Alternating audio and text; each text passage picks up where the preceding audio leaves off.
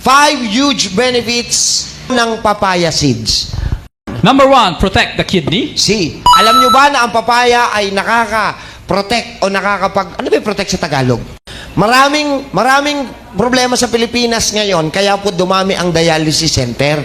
Dahil napakaraming Filipinos ang nagme-maintain ng synthetic medication. True? At dahil may maintenance ka, yung side effect nun, makakasira kay kidney. So how can we protect kidney from acquiring such diseases as chronic kidney disease or kidney failure? You can eat 7 seeds ng papaya, ngunguyain mo yon for 7 days.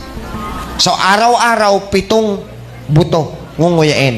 Pero malaki maitutulong niya kay kidney. Okay ba yon? Yung mga Manginginom. yung mahilig mag-inom. The drinkers. Kung gusto nyong matanggal ang inyong hangover, pwede kayong ngumuya ng 7 papaya seeds. Okay. Mapoprotektahan pa niya ang kidney tsaka liver mo. Number 2. Number 2, help cleanse the liver. Okay. So, paano natin matutulungan ng liver? Karamihan sa mga nagkakaroon ng sakit sa liver ngayon, unang-una, fatty liver, nababalutan ng taba, that may lead also to liver cirrhosis. Liver cirrhosis. Ang liver cirrhosis is early detection that your liver can have a hepatocellular carcinoma or pwedeng mauwi sa liver cancer. So, paano natin maiiwasan yan? Makinig, ha? Mag-grind kayo ng 5 buto ng papaya. Mag-grind. Haluan nyo ng lemon. Yung pigaan nyo ng lemon. Okay, i-grind, ipigaan nyo lemon. 1 tablespoon, pwede na to. Okay? Drink the mixture twice a day for a month.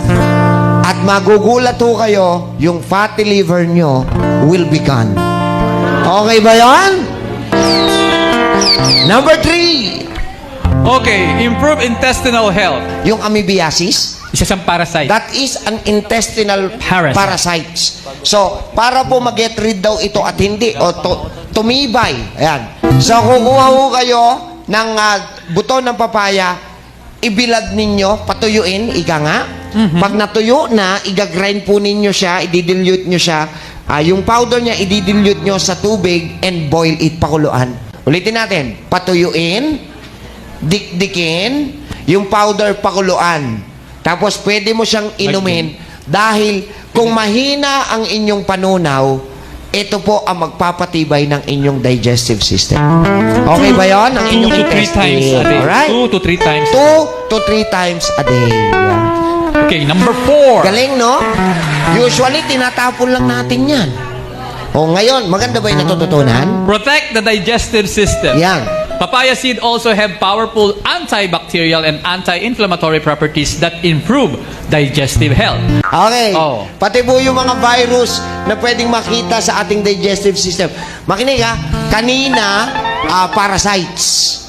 Ngayon naman po, even bacteria and virus can be killed by the properties of this Papaya seed. Okay ba yung papaya? Oh, ngayon na-appreciate natin sila, no? Okay? 7 seeds 3 times a day. Yan, we recommend eating 7 seeds 3 times a day for 14 days. So, i-rewind nyo kung para matanda. Ano ba yung sinabi ni Doc? Gano'ng katagal? I-rewind nyo po ito. Panoorin nyo ulit. Nakasulat naman daw kung paano. Depende kung saan nyo gagamitin. Okay. Next. Okay, number 5. Absorb excess fats and sugars. Yan. Here's another of the most important benefits of papaya seeds. Papaya seeds also have a fat burning effect on your body because they have the ability to stop the body from absorbing excess fats and sugar. Okay. Which accelerate the digestion process and contribute to weight loss. Kaya po pala nagtatabaan. Dahil yung sugar na hindi nadadigest, nadideposit as cholesterol at nagiging fats. So, consuming 7 seeds a day, whatever way you want it, dik-dik, buo, naka-grind, naka-blender, nabilad, whatever, makakatulong po ito to lose weight. Okay ba yan? Para matunaw ang mga fats. Kaya si Boss Big, ayan, tignan nyo naman ang katawan. Wala. Kasi simula nung pagkapanganak sa kanya, papaya kinain niya. So, may natutunan ba? Watching. Please follow, like, and and share this video.